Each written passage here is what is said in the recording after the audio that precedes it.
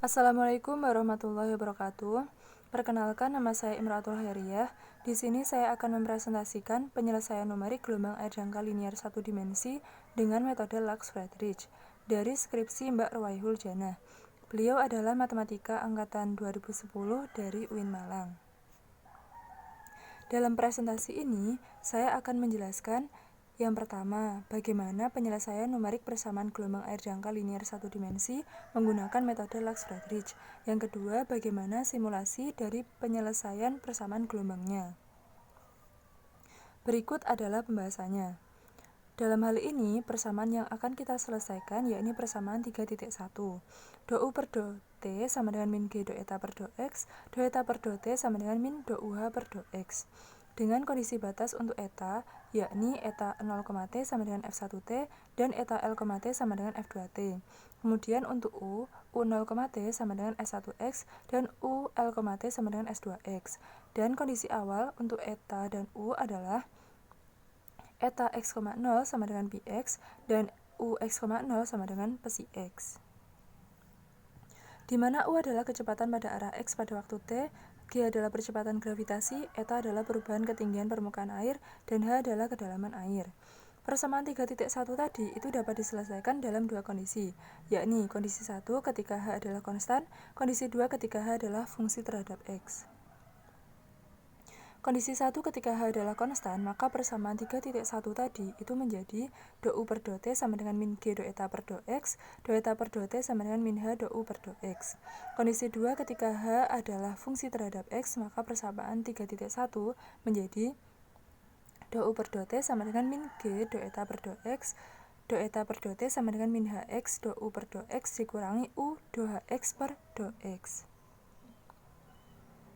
Penyelesaian numerik dari persamaan tersebut menggunakan metode Lux-Friedrich dengan mengimplementasikan metode beda maju digunakan pada turunan waktu T dan metode beda pusat pada turunan ruang X, sehingga diperoleh do U per do T hampiran UJ n plus 1 dikurangi UJ n per delta T.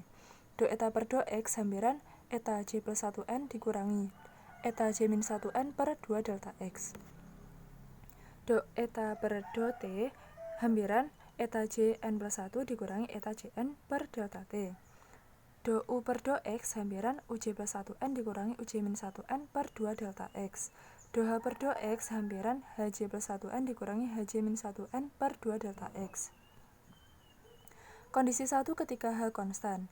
Bentuk diskritisasi skema FTCS dari persamaan 3.2 dan 3.3 itu menjadi persamaan 3.11 ini.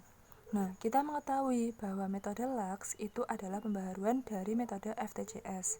Bedanya itu pada UJN dan UJN ini dan eta JN-nya ini. Pada metode Lux, UJN ini itu diganti dengan setengah UJ plus 1N ditambah UJ min 1N. Dan eta JN-nya ini menjadi setengah eta J plus 1N ditambah eta J min 1N. Kondisi 2 ketika H adalah fungsi terhadap X, bentuk diskritisasi skema FTCS dari persamaan 3.4 dan 3.5 adalah ini, persamaan 3.14 dan persamaan 3.15. Seperti yang saya jelaskan tadi bahwa metode Lux adalah pembaharuan dari metode FTCS, sehingga persamaan 3.14 dan persamaan 3.15 menjadi persamaan 3.16 dan persamaan 3.17. Kondisi 1 ketika H konstan. Nah, untuk menguji kestabilan pada saat H konstan, maka perlu dilakukan uji kestabilan dengan menggunakan stabilitas von Neumann dengan cara mensubstitusi UJN sama dengan rho pangkat N E pangkat I alpha J. Lalu I sama dengan akar min 1 dan eta Jn sama dengan alpha pangkat N E pangkat I alpha J ke dalam persamaan 3.12 dan 3.13. Sehingga kita peroleh persamaan 3.18 dan persamaan 3.19. Nah, supaya kedua persamaan ini dan ini itu menjadi lebih sederhana, maka kedua ruas dari kedua persamaan ini kita bagi dengan E pangkat I alpha J, sehingga diperoleh persamaan 3.20 dan persamaan 3.21. Karena kita mengetahui dalam analisis kompleks bahwa E pangkat plus minus I alfa itu sama dengan cos alfa plus minus I sin alfa. Maka persamaan 3.20 dan persamaan 3.21 itu dapat ditulis menjadi persamaan berikut ini. Nah, persamaan ini kita hitung sehingga diperoleh persamaan 3.22 berikut. Persamaan 3.22 tadi itu dapat ditulis dalam bentuk matriks sebagai berikut. Nah, kenapa kita rubah ke dalam bentuk matriks? Tujuannya agar kita bisa mencari nilai eigennya dari persamaan tersebut. Nah, persamaan ini, matriks ini itu bisa kita misalkan yang bagian ininya itu menjadi A. Nah, ini keterangannya A sama dengan matriks ini. Tujuannya agar kita bisa mencari nilai eigennya dari matriks A ini. Nah, berdasarkan kriteria kestabilan von Neumann, maka norm nilai eigen dari matriks A haruslah kurang dari atau sama dengan 1 menurut Zauder tahun 2006. Sehingga kita perlu mencari nilai eigen dari matriks A.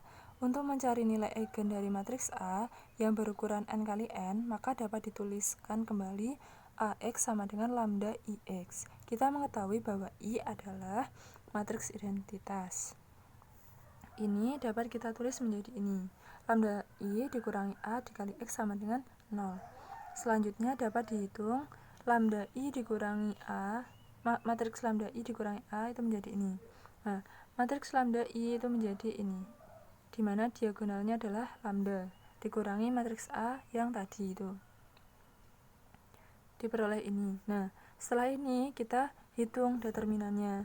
Seperti kita ketahui bahwa determinan itu ini dikalikan dengan ini dikurangi ini dikalikan dengan ini. Nah, menjadi ini. Menjadi persamaan 3.25. Persamaan 3.25 disebut persamaan karakteristik dari A, di mana nilai dari akar-akar persamaan ini adalah nilai eigen dari A. Nah, untuk mencari akar-akarnya agar lebih mudah, maka bagian ini yang selain lambda kuadrat dan min 2 lambda cos alfa, yang selain ini itu kita misalkan sebagai C ini. Nah, C sama dengan ini. Sehingga persamaan 3.25 dapat kita tulis menjadi persamaan 3.26. Untuk mencari faktornya, untuk mencari akarnya, maka perlu pemfaktoran. Nah, ini susah untuk difaktorkan, sehingga kita menggunakan rumus ABC. Sehingga diperoleh lambda 1,2 sama dengan cos alfa plus minus akar cos kuadrat alfa dikurangi C. Atau dapat ditulis lambda 1 sama dengan persamaan ini, yang positif ya, yang positif ini dikurangi C. C-nya kita masukkan lagi dari pemisalannya ini, kita tulis kembali jadi ini. Sehingga diperoleh lambda 1 sama dengan ini, terus lambda 2 sama dengan ini. Persamaan akan stabil jika norm lambda 1,2 itu kurang dari 1. Maka untuk norm lambda 1 dan norm lambda 2 diperoleh ini, persamaan 3.29 dan persamaan 3.30. Nah, kita mengetahui bahwa untuk menghitung norm, maka yang ini kuadrat ditambah ini kuadrat lalu diakarkan. Sehingga diperoleh norm lambda 1 ini dan norm lambda 2 adalah ini. Sehingga kita mengetahui bahwa lambda 1 itu nilainya sama dengan norm lambda 2. Norm lambda 1 nilainya sama dengan norm lambda 2. Syarat kestabilan akan terpenuhi jika norm lambda 1 kurang dari 1 dan norm lambda 2 kurang dari sama dengan 1. Dengan demikian, maka syarat kestabilan lambda 1,2 yaitu ini. Min 1 kurang dari sama dengan akar cos kuadrat alfa ditambah GH kali delta T per delta X kuadrat sin kuadrat alfa kurang dari 1. Nah, untuk syarat pertama, kita menghitung bagian sininya, yang sebelah sini, yang sebelah kiri. Ini kita kuadratkan dulu, kemudian dihitung sehingga diperoleh ini, persamaan 3.33. Nah, 1 kurang dari sama dengan akar GH kali delta T per delta X ini itu tidak memenuhi syarat kestabilan. Bagaimana dengan syarat 2? Syarat 2 itu ini itu dihitung dari ininya. Nah, sebelah kanan ini. Nih. Sehingga ditulis begini untuk syarat 2-nya. Nah, kedua ruas ini kita kuadratkan sehingga diperoleh ini, kemudian kita hitung lalu diperoleh ini akar GH delta T per delta X kurang dari 1. Nah, ini itu memenuhi syarat kestabilan dari persamaan gelombang air dangkal linier satu dimensi. Sehingga persamaan 3.34 ini merupakan syarat kestabilan persamaan air dangkal pada saat H konstan. Selanjutnya, pada kondisi 2 ketika H adalah fungsi terhadap X, untuk mengetahui apakah metode yang digunakan untuk mendekati persamaan gelombang air dangkal tersebut stabil atau tidak, maka perlu dilakukan uji kestabilan menggunakan stabilitas von Neumann.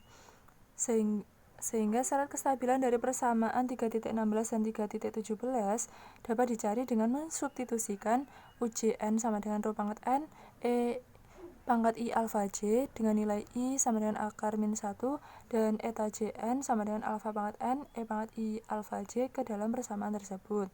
Berarti intinya itu kita menghitung langkahnya itu sama dengan waktu kita menghitung saat H konstan. Langkahnya ini sama. Nah, ini disederhanakan dengan disederhanakan dengan membagi kedua ruas dengan E pangkat I alfa J. Lalu dihitung seperti langkah yang H konstan. Nah, ini dibuat matriks juga. Kemudian diperoleh hasil akhir langsung aja. Ini sebelum itu ini dimisalkan untuk menghitungnya. Dimisalkan dengan R, S, P, Hi biar lebih mudah dalam menghitungnya. Langkahnya sama dengan yang H konstan.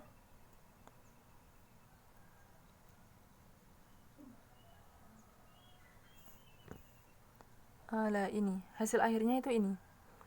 Untuk yang syarat pertama itu diperoleh ini dari persamaan ini, yang panjang ini dihitung nilainya adalah 1 dan 1 ini kurang dari sama dengan 1, itu berarti memenuhi syarat kestabilan untuk syarat satunya. Nah, untuk syarat 2-nya juga sama, ini dihitung ternyata hasilnya itu juga 1 kurang dari sama dengan 1, sehingga syarat 1 dan syarat 2 itu dipenuhi sehingga pada saat H adalah fungsi terhadap X, kedua syarat terpenuhi dalam hal kestabilan. Selanjutnya adalah simulasi dan interpretasi.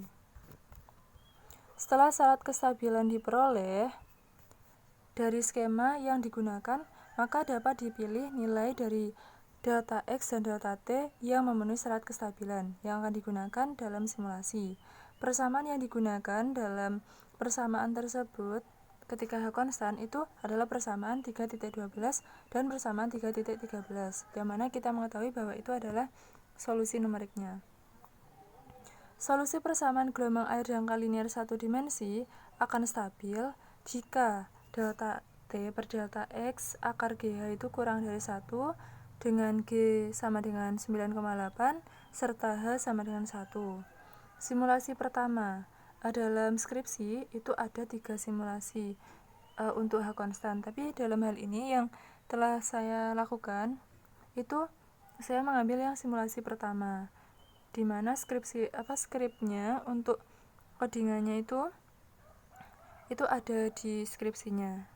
Nah, dalam simulasi pertama itu dipilih nilai delta X sama dengan 0,2, delta T sama dengan 0,2 per akar 9,8, maka diperoleh delta T per delta X akar GH itu sama dengan 1, sehingga memenuhi syarat kestabilan. Diberikan kondisi awal eta x, 0 sama dengan sekan hiperbolik kuadrat x dan ux, 0 sama dengan 0, sehingga simulasi persamaan gelombang air dangkal linier satu dimensi yaitu persamaan 3.12 dan 3.13 itu dapat dilihat pada gambar 3.1 berikut ini. Nah, pada gambar tersebut itu menunjukkan solusi persamaan gelombang air jangka linear satu dimensi yang memenuhi syarat kestabilan.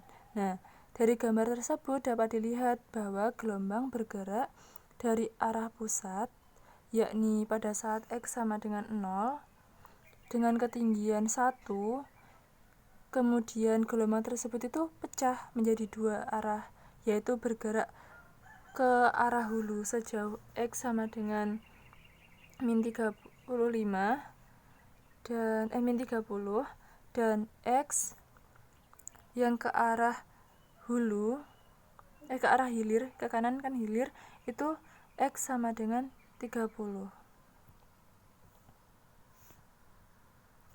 Selanjutnya kondisi 2, ketika H adalah fungsi terhadap X, persamaan yang digunakan dalam program simulasi ini kan menggunakan MATLAB, itu kita menggunakan persamaan 3.16 dan 3.17. Nah, untuk syarat kestabilannya ketika H bergantung pada X dalam penelitian ini adalah sesuai pada persamaan 3.57 dan 3.58, 3.60 serta 3.61. Setelah syarat kestabilan diperoleh dari skema yang digunakan, maka dapat dipilih nilai dari delta X dan delta T yang memenuhi syarat kestabilan yang akan digunakan dalam simulasi. Dalam hal ini, dalam simulasi pertama ini, simulasinya kan ada 3, tapi dalam hal ini kita ambil satu saja. Kita pilih delta X sama dengan 0,2 dan delta T sama dengan 0,2 per akar 9,8, sehingga diperoleh ini hasil simulasinya. Dari gambar ini menunjukkan bahwa model gelombang permukaan tersebut bergerak tetap dari arah pusat pada saat X sama dengan 0. Dengan tinggi ke gelombangnya itu 1 dalam selang waktu 0 sampai 10. Kemudian gelombang bergerak menuju ke arah X sama dengan min 10. Ya, selesai. Kesimpulannya adalah ini. Yang pertama, penyelesaian numerik persamaan gelombang air jangka linear satu dimensi menggunakan metode LAX terdapat dua kondisi. Yang pertama, pada saat H konstan, di sini kurang H, di sini ada H konstan itu adalah ini. UJ n plus 1 sama dengan ini, eta J n plus 1 sama dengan ini. Nah, untuk yang kondisi 2 ketika H, di sini ada H, adalah fungsi terhadap X, itu diperoleh ini. UJ n plus 1 dan eta J n plus 1.